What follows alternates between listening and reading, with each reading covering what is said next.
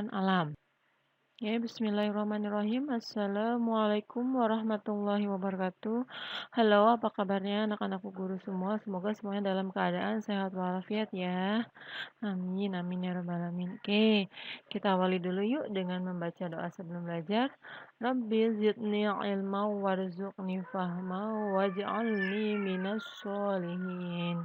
Nah, lihat di sini ada gambar apa? Di sini ada gambar pepohonan. Pepohonan ini berada di hutan. Di dalam hutan ada apa aja ya selain pepohonan yang tinggi? Sekarang silahkan amati video yang Bu Nafa tampilkan.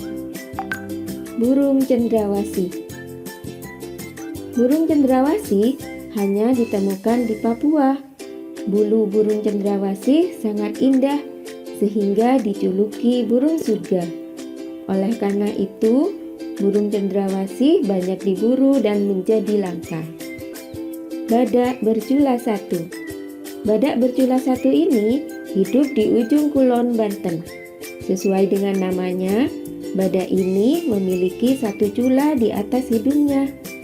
Populasi badak bercula satu semakin menurun karena banyaknya perburuan liar. Biasanya, para pemburu mengambil cula badak untuk dijadikan bahan obat. Orang utan.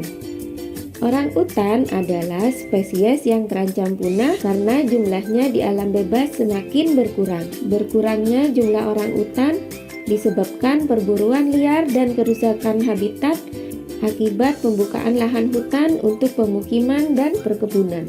Komodo. Komodo adalah kadal terbesar di dunia sehingga sering disebut kadal raksasa. Komodo hanya hidup di Pulau Komodo, Nusa Tenggara Timur. Keberadaan komodo terancam punah. Menurunnya populasi komodo disebabkan karena perburuan liar, perubahan lingkungan, dan berkurangnya sumber makanan.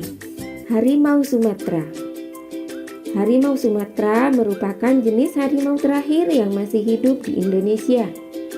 Harimau Sumatera terus diburu karena meningkatnya permintaan bagian tubuhnya.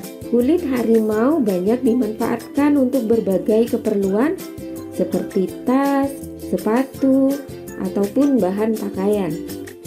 Harimau Sumatera akan punah jika terus diburu. Tumbuhan langka. Seperti halnya hewan, tumbuhan juga dapat menjadi langka dan mendekati kepunahan apabila jumlahnya di alam bebas sangat sedikit.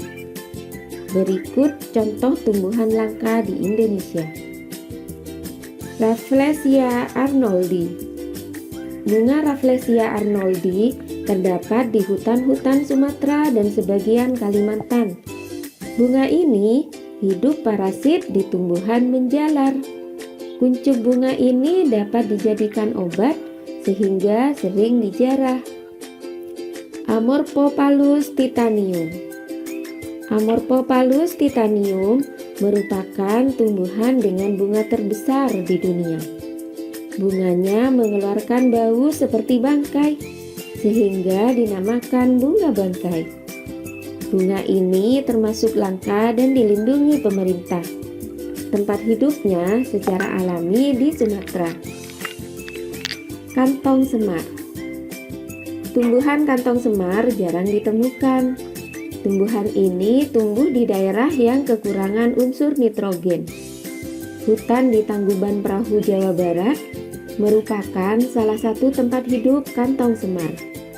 Manusia sering mengambil kantong semar secara langsung dari hutan untuk diperjualbelikan. Cendana. Tumbuhan cendana banyak ditemukan di Nusa Tenggara Timur. Tumbuhan ini digunakan sebagai rempah-rempah dan sebagai pengharum. Keberadaannya kini langka dan harganya menjadi mahal.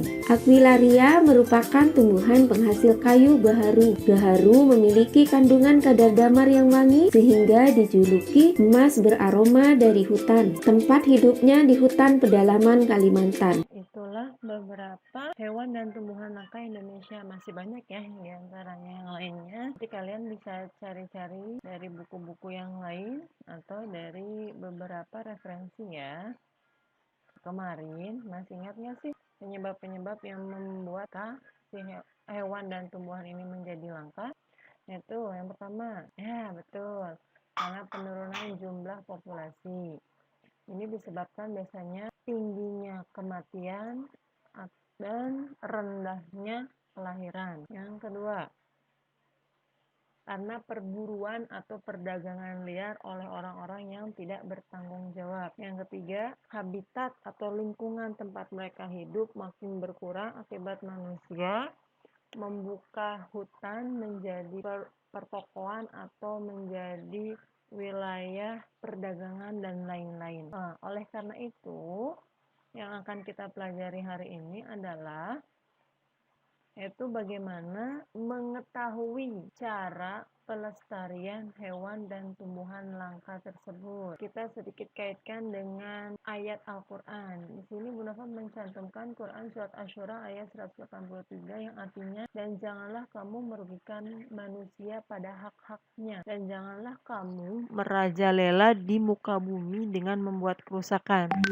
Nyatanya saat ini kerusakan di muka bumi itu sudah banyak. Makanya banyak hewan dan tumbuhan yang mengalami kepunahan atau hewan yang langka. Oleh karena itu, agar kerusakan ini tidak makin merajalela, makanya manusia di muka bumi harus berusaha melestarikan hewan dan tumbuhan agar tidak punah. Lalu bagaimana sih pelestarian hewan dan tumbuhan tersebut? Nah, pelestarian hewan dan tumbuhan tersebut dibedakan berdasarkan lokasi habitatnya, terbagi menjadi dua, yaitu pelestarian in situ dan pelestarian ex situ. Apa sih itu pelestarian in situ? Pelestarian yang dilakukan pada habitat asli. Jadi benar-benar di lokasi dia hidup, tidak dipindahkan ke tempat lain. Contohnya seperti hutan lindung, suaka marga satwa, atau taman nasional. Nah, bagaimana pelestarian ex situ? Pelestarian ex situ ini adalah pelestarian yang dilakukan di luar habitat aslinya. Jadi, si tumbuhan atau si hewan ini akan dibawa dari hutan ke tempat yang lain untuk dikembangbiakan. Contohnya seperti di kebun botani, biasanya untuk tumbuhan, atau taman safari, kebun binatang, dan penangkaran. Biasanya itu untuk hewan. Nah, selanjutnya Bu Nova akan menjelaskan lebih detail tentang pelestarian in situ. Ini pelestarian yang dilakukan di tempat habitatnya ya. Bagaimana pelestarian in situ bagi tumbuhan? Nah, yang pertama yaitu dengan cara membangun kawasan hutan lindung, cagar alam, dan taman nasional. Hutan lindung, cagar alam, dan taman nasional ini bukan berarti untuk tumbuhan saja ya, tapi memang ada beberapa tumbuhan-tumbuhan yang hidup memang dibiarkan agar hidup secara alami. Nah, yang kedua, melakukan sistem tebang pilih. Jadi, untuk tumbuhan yang sudah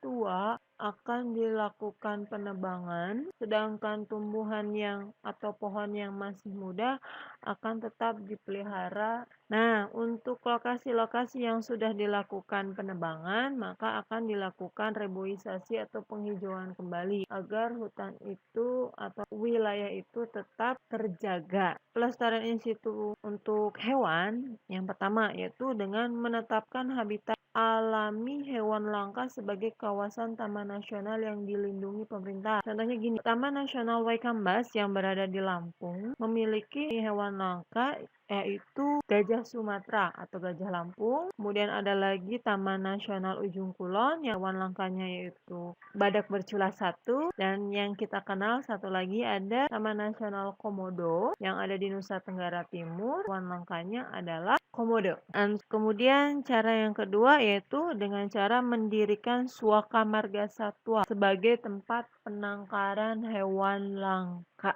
Pelestarian ex situ bagi tumbuhan yang pertama adalah membangun kawasan kebun botani atau kebun raya untuk daerah sekitar kita. Contohnya di daerah Jawa Barat yaitu ada kebun raya Bogor. Nah, di kawasan kebun raya Bogor ini pun ada lab kultur jaringan yang biasanya dilakukan untuk tumbuhan yang akan dilestarikan. Contoh tanaman yang dikembangbiakan dengan kultur jaringan di kebun raya Bogor adalah tanaman anggrek.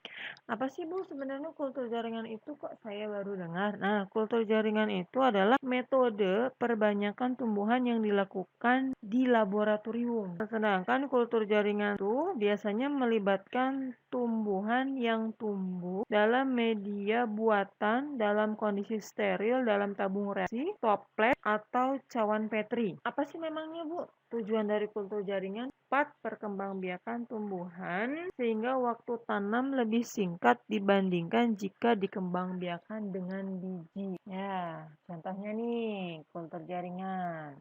Ya, nah ini tanaman dalam toples istilahnya. Oke, selanjutnya bagaimana pelestarian ex situ pada hewan? Yaitu dengan cara membangun taman safari. Ada kebun binatang dan ada penangkaran. Kebun binatang yang terdekat di daerah kita itu ada, contohnya ada Ragunan ya. Selain melakukan pelestarian dengan in situ dan ex situ, sebenarnya pemerintah sudah membuat undang-undang yang menjerat para pelanggar hukum, yaitu dalam hal ini adalah orang-orang yang tidak bertanggung jawab, yang seperti misalnya contohnya menangkap, melukai, membunuh, menyimpan, atau di sini maksudnya memelihara ya, memiliki, mengangkut, atau memperniagakan, maksudnya menjual-belikan satwa yang dilindungi dalam keadaan hidup ataupun mati. Ya, di sini sudah jelas hukumannya itu 5 tahun dan denda paling banyak 100 juta. Nah, berarti selain adanya pelestarian in situ dan ex situ, di sini perlu upaya pemerintah yaitu dalam hal membuat peraturan yang mengatur hukuman atau sanksi bagi pelaku penebangan pohon atau pembantaian atau perdagangan hewan.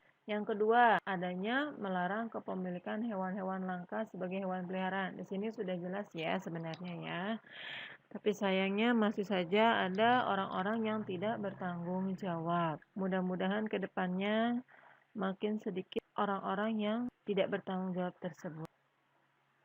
Alhamdulillah, kita masuk ke evaluasi pembelajaran hari ini. Insya Allah, evaluasi pembelajaran hari ini, Bu Nova akan buatkan melalui Google Form. Insya Allah, Google Form ini Bu Nova buat sebagai penilaian harian tematik, yaitu dalam halnya ilmu pengetahuan alam yang pertama. Tolong kerjakan dengan teliti dan hati-hati, jangan terburu-buru. Insya Allah soal yang Bu Nova buat ada di semua video yang sudah Bu Nova buat atau sudah Bu Nova tayangkan, termasuk video hari ini atau video beberapa kan yang lalu ya. Seperti biasanya, paling lambat tugas dikumpulkan hari ini jam 9 malam. Nah, tapi Bu Nova kasih kelonggaran waktu sampai Jumat 28 Agustus 2020 pukul 9. Nah, tapi di sini ada perjanjiannya. Bagi siapa saja siswa kelas 6 yang mengerjakannya melewati tanggal ini atau melewati jam ini, misal pukul 9:05.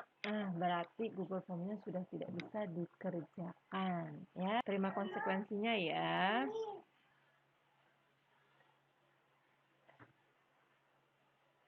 Pertama, bahwa manusia hidup di muka bumi ini dilarang membuat kerusakan. Sayangnya bumi ini sudah banyak yang rusak. Oleh karena itu, kita sebagai manusia wajib memperbaikinya dengan pelestarian alam, yaitu diantaranya hewan dan tumbuhan.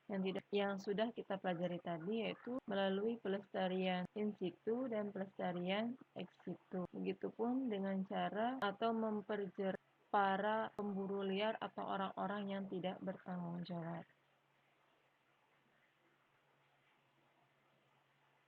Alhamdulillah, penjelasan dari Bu Nova sudah selesai. Bu Nova ucapkan terima kasih. Bu Nova akhiri. Wabillahi taufiq wal hidayah. Wassalamualaikum warahmatullahi wabarakatuh. Sampai berjumpa di lain waktu.